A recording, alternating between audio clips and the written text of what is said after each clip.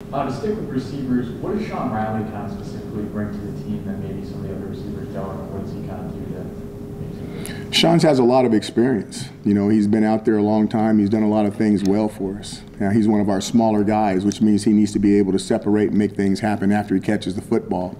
He has to have fantastic effort in blocking because he's at such a disadvantage when it comes in the weight department compared to everybody else. But he needs to show up and separate and do things after he catches the football.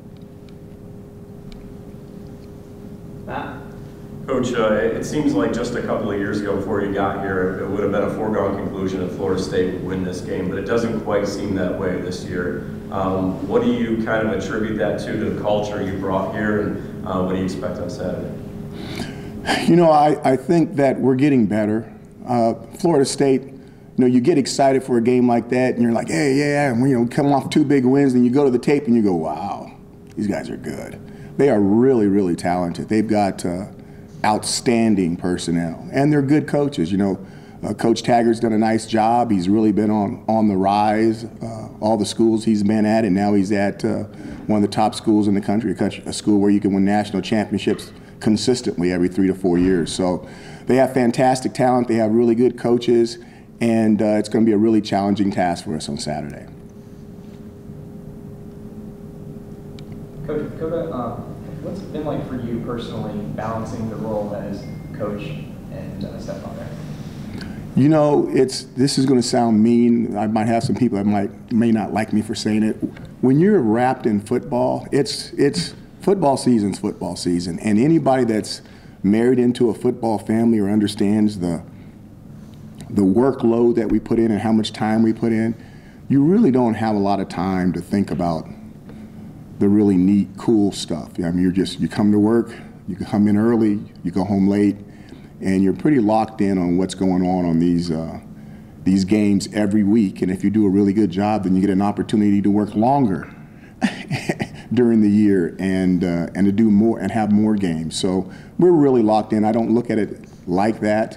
When it's all said and done, and when the smoke clears, when it's all over, maybe we'll have a couple of pictures and we'll have some things that we can talk about for a long time. When you go home, is it a different dynamic than you have with other players? Do you get to spend more time discussing football, or when you're home, is it just that thing? By the time I get home, he's normally asleep, and by the time when I leave, he's normally asleep. So he's like everyone else in the house. I really don't get a chance to see him. Coach, 117 points in 2 games. Is your offense where you want them to be? I think that we've done really well. You know, if we've done anything less, there'd be some questions. Now, the real test is we've got some guys that are bigger than us, some guys that are faster than us, definitely guys that were more highly recruited than us, than the guys that we're playing with, and now we're going to see where our development and find out exactly where we're at. Steve, moved around some of the pieces in the offensive line, flipped the tackles and rotated the guards through. What have you seen just evaluating the first 2 weeks, and do you plan on locking guys in at a certain point? We're going to see. You know, I want to do whatever is best for the family. If it's best to keep moving them around, we will. If we think it's better to just lock them in, we will. I do think it's a really strong group. I think it's one of the strengths of our team, and our fronts on the offensive line, our defensive line, those are our strengths, and we have to keep them healthy. And we're deep enough there that we can play a lot of guys. So it's fortunate, and there's no reason for good players not to play. I understand you want to evaluate, and I'm sure there's a benefit in keeping 6, 7 guys engaged, but is there any detriment, do you think, to moving guys around and not maybe having a 5 that are just used to playing in some spots? I think that if you can play 5 and they play together, there's going to be some continuity, there's no doubt. The key is that when you talk about our 6th and 7th guys, I mean, those guys have played a lot of football too, so they've lined up next to those guys as well. So we may lose a little, but we think what we gain by keeping them fresh is an advantage compared to leaving them in there tired. Matt. Coach, talking to a lot of the players over the last few weeks, I've heard a lot of them say the word annihilate, and talking with Stephen A. Smith. Stephen A. What did that type of meeting with him, how did that resonate with this team? It seems like they really took that speech to heart. You know, he's a unique individual. I never had an opportunity to meet him. He's a very good friend of the athletic director, and the athletic director said, "Let him come in and speak to your team. He'll do a great job," and I trust him. So we brought him in. I met him for the first time about 30 minutes before the speech, and he seems very, very different than what he is on TV. Very, very intelligent, highly motivated in what he does and in his work, in his craft. And I think that's what really came out through the speeches, being motivated and being completely focused on exactly what you want to do and not really listening or care about what other people think of you, as long as you know you're doing it the right way and it's above board and you're getting the results that you want to get. So I think that was the thing that really shined through with him talking to the kids. Nate, you've talked a lot this preseason and in the early part of the season about wanting to see how your guys will respond mentally and closing out and finishing some of the games that slipped away last year. And equally, you're looking forward to seeing how your guys will respond against a team with some serious athletes. Is this an opportunity too, I think, to show people that you have turned the corner and will maybe entice some people back into the building that maybe have fallen by the wayside over the last 10 years? I think that question's way too deep. Right now, we've got a game against a really good opponent that at the start of the season, people circled as probably that we don't have a very good chance in being successful. And we want to go out and compete and see how we can do. I mean, they're really good. They're really well coached. And, it's going to be a tough task. It's going to be a tough task. But we welcome the opportunity to see how we can do against them. But I guess, like the second half of Western Michigan showed and responding in that fourth quarter, the fortitude that you said your guys showed. Is this week another box for them to check off as you look to evaluate how they've grown from last year? I think it's an opportunity for them to have a fight with somebody their size. And now we've got to see how we're going to do. This is a big guy that's coming to fight. He's a big guy in the school, and you're not as big as him, and we've got to see how we do. John? Dino, with Antoine Cordy back healthy, he was kind of talking about him. You felt like he settled in a little bit more in the second game than the first game. What have you just kind of seen from him? I agree with him. I thought I had some conversations with him after the first game because privately, which I'm not going to talk about, I look at people in space. I look how they move through space, and the way people move through space tells you exactly what's going on in their head.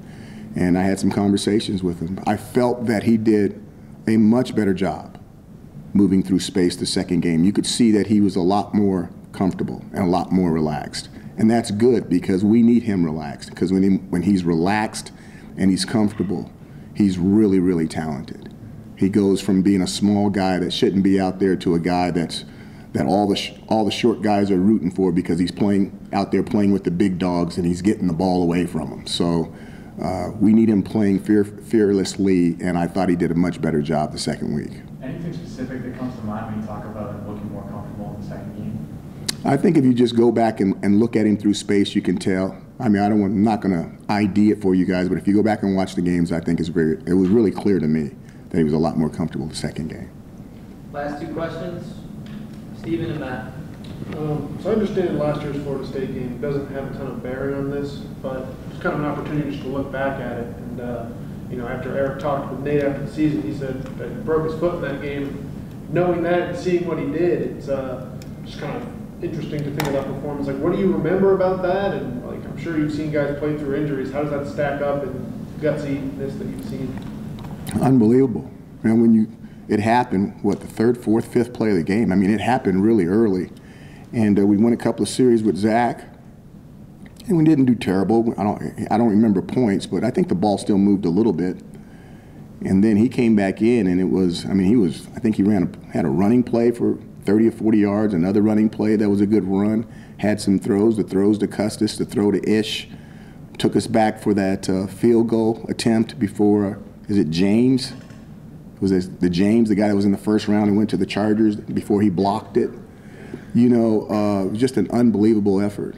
And once again, just to go to show you how tough Eric Dungy is and how courageous he is and how fortunate we are to have an opportunity to watch him one more year. I mean, when this guy rolls out of here, there's going to be, what's the tall tales about him. Everybody's like, he didn't do that. I'm like, the heck he didn't.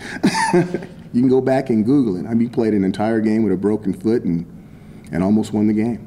Was there a conversation where, he asked to come back on the field? I'm sure the medical guys had to clear him, but what do you remember about that moment where it's like, all right, we're putting this guy in? It's to me, I went to the medical people and said, are you guys sure? Because the last thing I want to do is hurt anyone. And they're like, no, he can't do anything. He can't hurt it anymore, blah, blah, blah. So I'm like, okay, well, we'll see. If you can do something, I'll leave you out there. If not, then I'm going to pull you back out. So They knew it was a break, right? You just got to quit. I don't know the answer to that one. Okay, they just knew it could, what had happened, and it wasn't going to get worse. Yeah. Okay, thank you. Okay. Last question, Matt. How much of a luxury is it to have somebody like Andre Sisco, who's given you so much production as a true freshman? Furthermore than that, I want to ask you about the special teams unit and how encouraged you are after seeing that kind of performance on Saturday.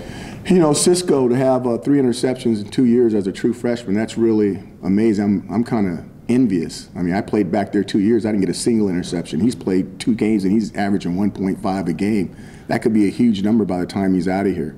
When it comes to special teams, I really believe that that might be the best unit on the entire football team right now. To have an opportunity to block a kick is unique in college football.